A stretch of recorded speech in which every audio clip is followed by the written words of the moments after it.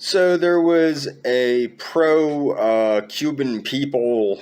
Well, actually, it was an anti-communism rally in Hollywood, California. A bunch of Latinos got together, Latino,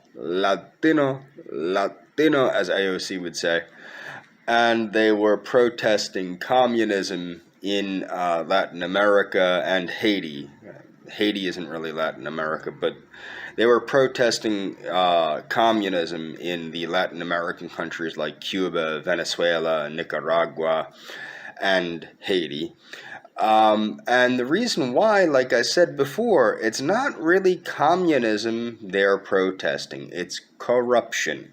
It's this banana republic style nonsense that was started by Cuba many years ago that spread throughout Latin America. And like I said, one of the things you never see the radical leftists that are on the side of Cuba, and it always perplexes me how the radical left can support Cuba as though Cuba is somehow in sync with them. Cuba is probably more conservative than any radical leftist you would see in this country.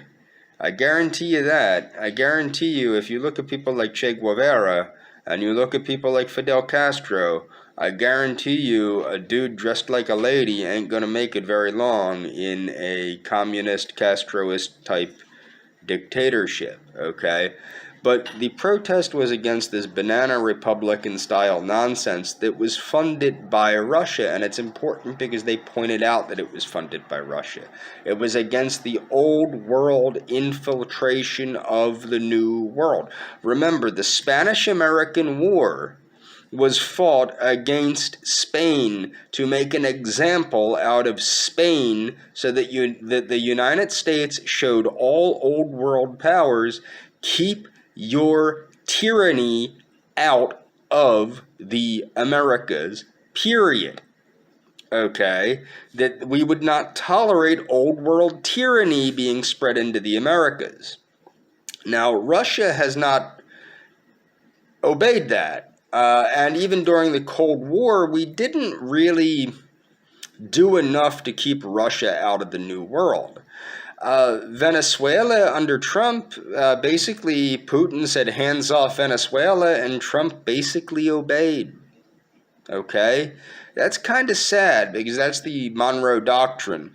But it's refreshing to see Latin Americans rallying together against Castroism and against Russian interloping in the New World. Why is it refreshing? Well, because honestly, I was scared that we were going to have only an Afro-American spring in the United States, but it looks like it's being balanced by a Latin American spring. As I was saying all the time when people are like, oh, well, if you flood the country with Latin Americans, blah, blah, blah, the country... Look, Latin Americans are flooded into this country one way or another. You have to deal with it.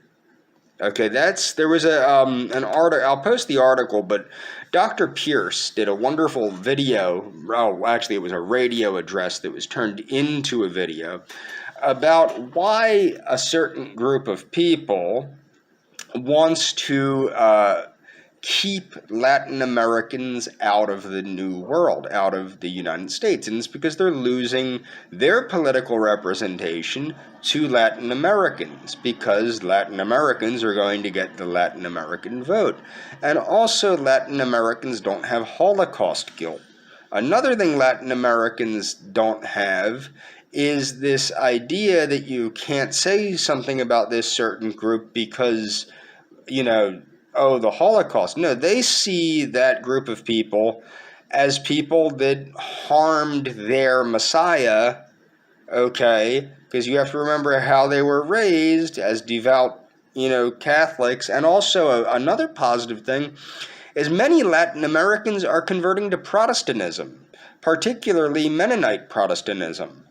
And I think that that's a positive thing because they're becoming something else. They're stepping outside of that Latino Catholic thing, and they're becoming a uniquely American population, a uniquely United States population.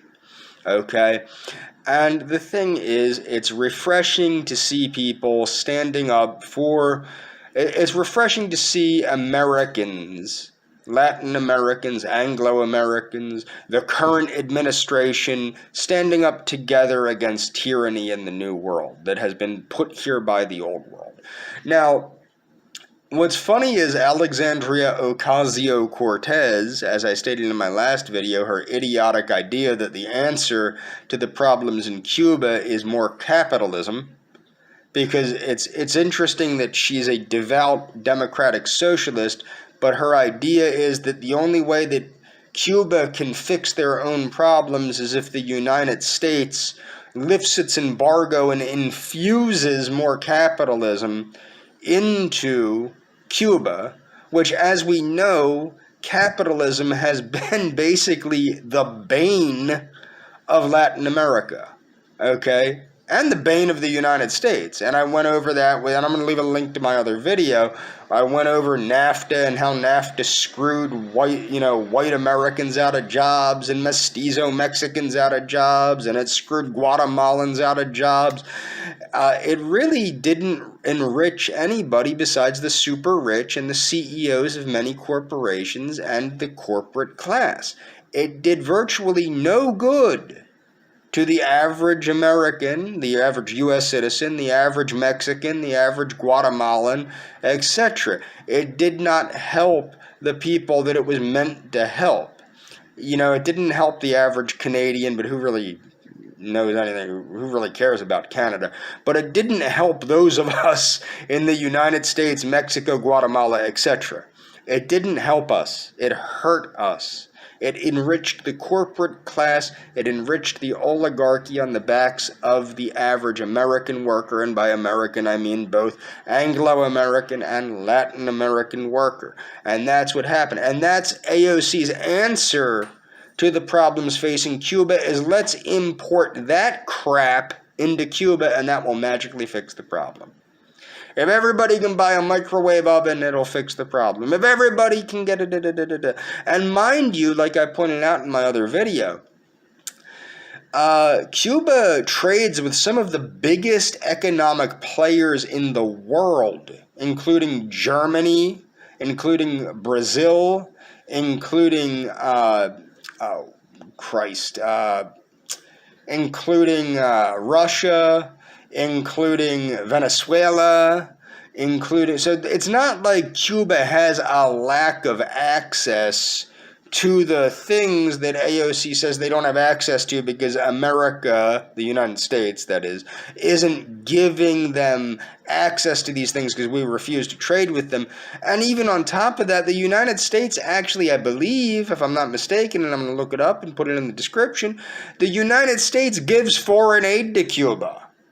Okay, so it's not like what's so freaking crazy is the idea that importing capitalism to Cuba will fix the problems caused by tyranny in Cuba, caused by corruption in Cuba. So we're going to put more corruption into a country that's overflowing with corruption, and that will fix the problem. Because after all, it can't be the corruption that's the problem. But the funny thing is AOC's original tweet was that she stood with the Cuban people against the tyrannical rule of the Castroist regime, and then she got caught deleting it and got handed her ass, and I found out about this on the Jimmy Dore show, and Jimmy Dore, of course, is on the side of the Cuban government because he's a radical leftist lunatic. But that's the end of this video. Follow the links in the description.